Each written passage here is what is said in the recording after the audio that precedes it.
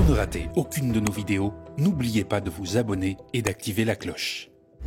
Bonjour à toutes et à tous et bienvenue sur le Média. Nous sommes le lundi 17 juillet 2023 et l'actualité meurt doucement au soleil comme une ardente traversée du désert qui irait jusqu'à la mi-août comme chaque année. Néanmoins, le Média est là, même en vacances, avec vous. Car en réalité, l'info ne s'arrête jamais, alors nous non plus. Dans ce nouveau et quasi quotidien Flash Info, comme d'habitude, on traitera de plusieurs sujets qui font l'actualité aujourd'hui, sélectionnés par la rédaction du Média. Mais avant cela, c'est l'instant édito où je vais vous parler d'un fantasme encore un qui réunit la droite, l'extrême droite et les macronistes. Les banlieues sont-elles gorgées d'argent public ? Spoiler, non.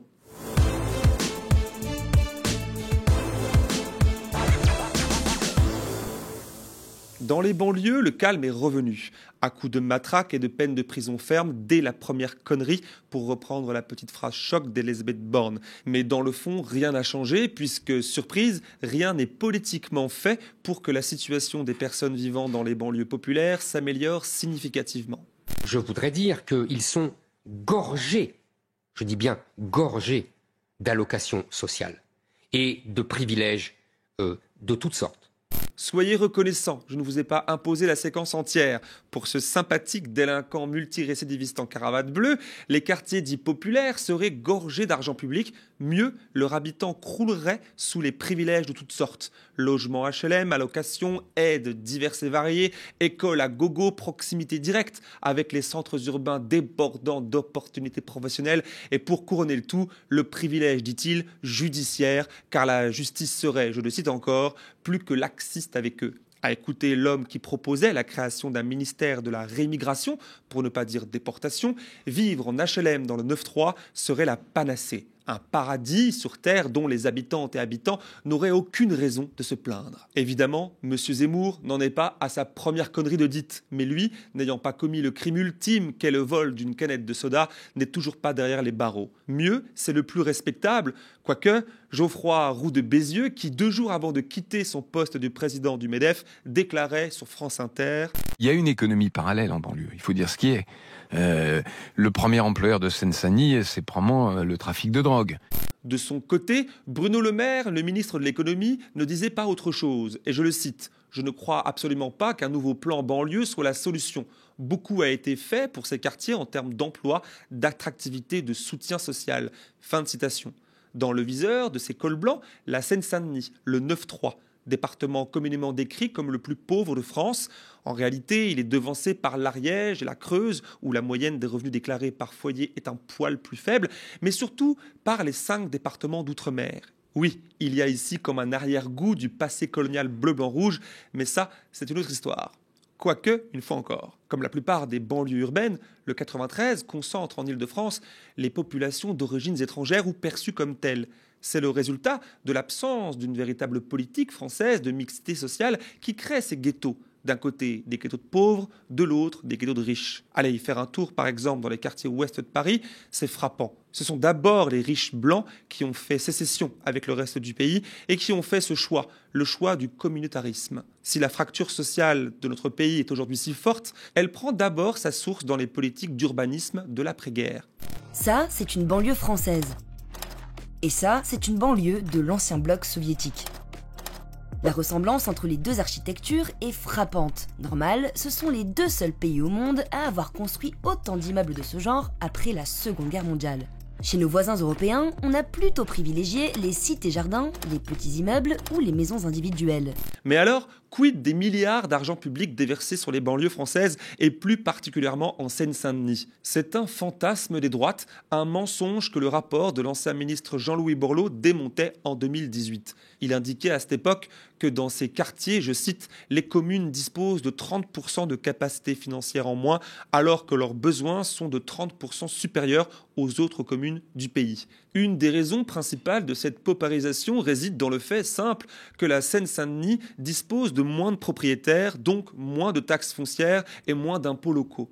Un exemple qui suffit pour illustrer l'absurdité des politiques en termes d'urbanisme et de mixité sociale en France, condamnant des territoires entiers à la pauvreté systémique et concentrant dans d'autres, minoritaires, la majorité des richesses. Les fameux milliards d'aides et d'investissements publics ne sont donc qu'une maigre tentative de rééquilibrage qui ressemble bien plus à un pansement sur une jambe de bois. Et c'est sans aller dans le détail, quand l'État concentre son action dans l'autorisation de grands projets inutiles, pour les populations locales j'entends, comme les chantiers pour les Jeux Olympiques 2024, 259 heures de cours ont été perdues dans un seul collège de Seine-Saint-Denis, faute d'enseignants, entretenant alors l'exclusion scolaire dans des banlieues populaires pourtant classées réseau d'éducation prioritaire. La vérité, c'est que sur la plaine Saint-Denis, par exemple, que l'État veut transformer en nouveau quartier d'affaires, il n'y a pas la volonté politique pour que les habitants du département puissent y travailler. Le chantier d'un site des Jeux Olympiques a brûlé à Aubervilliers, mais ces JO ne vont pas profiter aux habitants du département, déplore un conseiller municipal LFI dans les colonnes du média Basta. En effet, l'État s'illustre ici discriminant dans ses investissements et ses décisions politiques qui livrent les quartiers et communes populaires à l'embourgeoisement sauvage. Malgré cela, pour continuer à prendre le 93 comme exemple, ce département a beau être l'un des plus pauvres de France, il est surtout l'un des plus travailleurs. Il concentre la part la plus élevée de ce que l'INSEE appelle les travailleurs clés. Employés de commerce, aides à domicile, caissiers et caissières, livreurs, etc., mais aussi personnel hospitalier, ouvriers de la logistique, de la maintenance ou encore personnel de l'éducation. En bref, les métiers essentiels que la période Covid avait mis en lumière. Le 9-3 est donc l'un des départements où l'on cotise le plus, mais où l'on a le moins de services publics. Et tout cela, la classe bourgeoise, retranchée dans ses beaux quartiers, et surtout aux manettes du pouvoir en France, en a parfaitement conscience. Parlant de vivier de travailleurs ou de vivier de talents, pour faire plus corporate, pour qualifier nos banlieues populaires. Le 93 étant voisin direct du 75, c'est-à-dire Paris, où le taux de chômage est à peine au-dessus de 5%, quand il frôle les 10% de l'autre côté du périph'. Une situation, vous l'aurez compris, parfaitement voulue et entretenue qui entraîne une concurrence des pauvretés qui profite, elle, aux classes supérieures et au grand patronat tout en faisant le lit de l'extrême droite. En somme, et sans surprise, Éric Zemmour n'est qu'un gros facho qui a tout faux.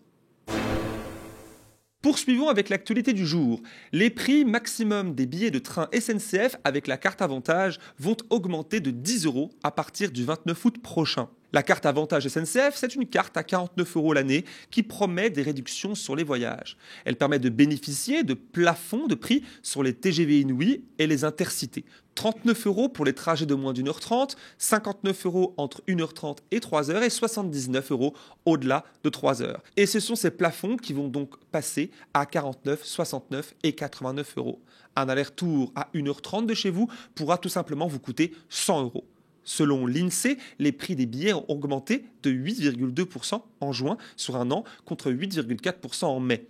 Pire, depuis juillet 2021, l'Institut statistique enregistre des hausses mensuelles au-delà de 6%. La SNCF conteste une telle flambée, pointant le fait que l'INSEE, je cite, ne prend pas en compte les prix payés par les consommateurs en n'intégrant pas notamment les réductions accordées après l'application de la carte Avantage, lit-on dans Le Parisien.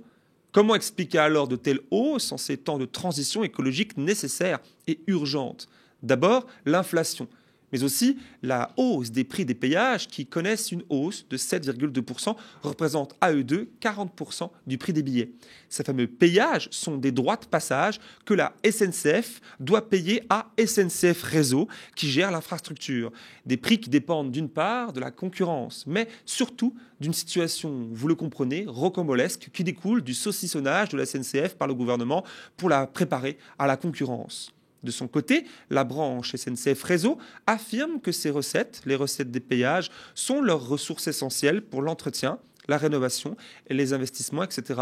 Des coûts qui peuvent exploser avec le changement climatique et qui sont nécessaires pour la transition. Des recettes dont SNCF Réseau pourrait se passer si l'État décidait d'investir davantage dans son service public des transports, ou du moins ce qu'il en reste. Les problèmes de prix à la SNCF et les difficultés d'accès au train ne vont pas aller pour arranger l'autre problème dont on va parler maintenant. En effet, une vague de chaleur record a touché l'Europe et plusieurs endroits du globe ce week-end. En Europe, c'est l'anticyclone Cerberus qui est en partie à l'origine de ces températures infernales. Le nom était donc bien trouvé, Cerberus étant le gardien de la porte des enfers dans la mythologie grecque. Plus de 40 degrés un peu partout sur le pourtour méditerranéen, à Rome, en Sardaigne, en Sicile, et la Grèce ou encore à Chypre. On devrait également atteindre les 40 degrés dans le sud de la France. Et cette même température devrait encore grimper cette semaine dans la vallée de la mort, dans l'ouest des États-Unis, et à Pékin, en Chine, les températures ont aussi dépassé les 50 degrés. L'ONU avait déjà annoncé que la semaine du 3 au 9 juillet dernier a été la semaine la plus chaude jamais mesurée au niveau mondial. L'institution internationale a aussi alerté sur les effets du changement climatique, mais aussi du phénomène maritime El Niño. On rappelle que ces chaleurs avaient déjà fait plus de 60 000 morts en Europe l'an dernier, en 2022, selon une étude de l'INSREM. Et la situation n'est pas près de s'arranger, ni à moyen ni à long terme, si l'on en croit ce papier du Monde. En effet, les grosses entreprises du secteur pétrolier sont discrètement en train de revenir sur leurs engagements en faveur de la transition écologique. Si l'entreprise Shell, par exemple, avait promis la neutralité carbone d'ici 2050, on sait maintenant, depuis mi-juin, que son PDG, Wael Sawan, n'a plus du tout l'intention de tenir cet objectif. Plus près de chez nous, c'est le géant français Total Energy qui consacre encore aujourd'hui plus de 60% de ses investissements dans le pétrole et le gaz, dont des nouveaux projets mortifères comme IEA Corp en Ouganda. En 2022, les 5 plus grandes compagnies pétrolières ont engrangé 140 milliards d'euros de profits. Et pour revenir à Total Energy, son patron, Patrick Pouyanné, qui, cerise sur le gâteau, a été décoré de la Légion d'honneur par le président Macron à l'occasion du 14 juillet dernier. Ce même Macron, pourtant sacré champion de la Terre de l'écologie en 2018 par l'ONU à New York. Hier et aujourd'hui sont 2 dates anniversaires tragiques et importantes. Il y a 81 ans, la France, sous le régime de Vichy, se déshonorait. Près de 13 000 juifs, dits apatrides, venus d'Allemagne, de Pologne et d'Autriche, étaient arrêtés parce que juifs, puis parqués dans le stade du Vélodrome d'hiver à Paris, pour être ensuite envoyés dans des camps d'extermination. C'est ce qu'on appelle la rafle du Veldiv. Cette année, le fracas de l'actualité est venu en quelque sorte perturber le recueillement des commémorations. Quelques semaines après l'affaire Naël et les révoltes qui ont suivi, de nombreux commentateurs ont insisté sur la responsabilité de l'institution policière française dans cet événement horrible qu'est la rafle du Veldiv.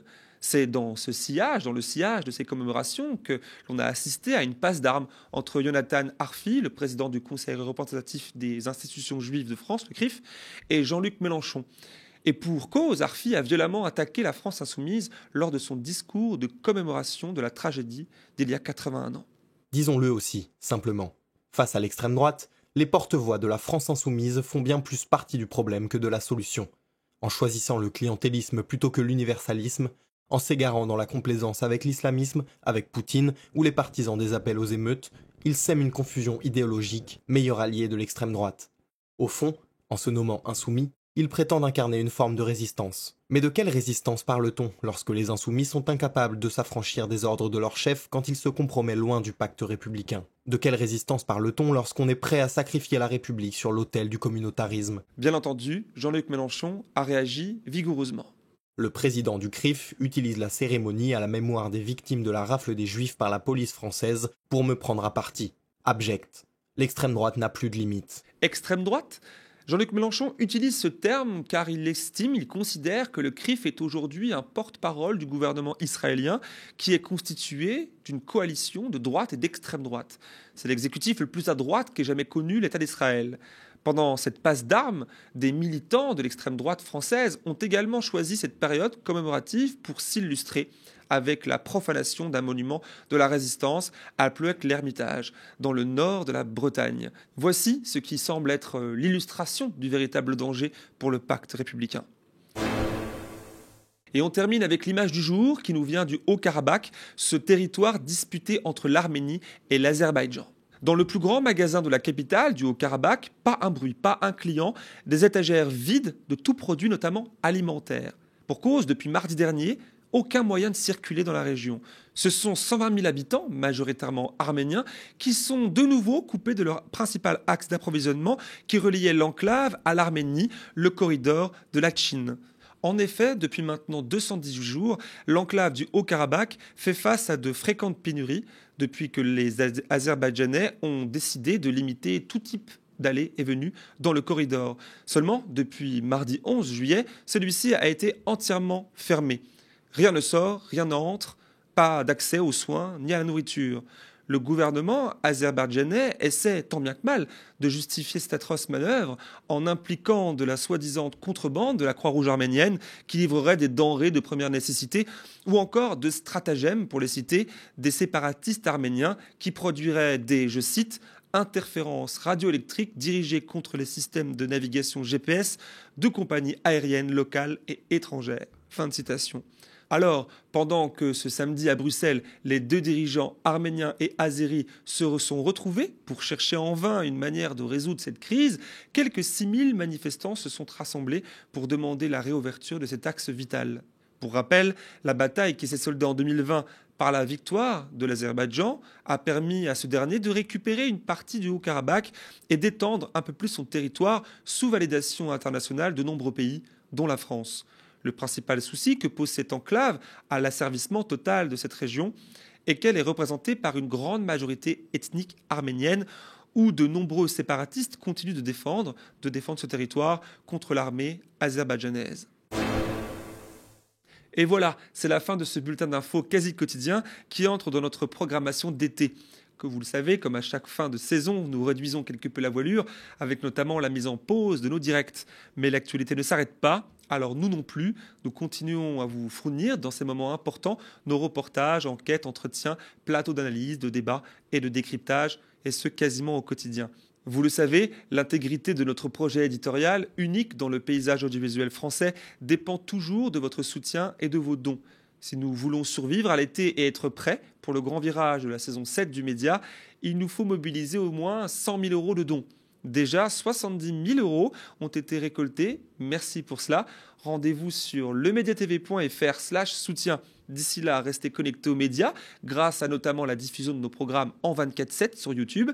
Quant à moi, je vous remercie de votre attention, de votre confiance, et vous dis à bientôt pour une nouvelle émission.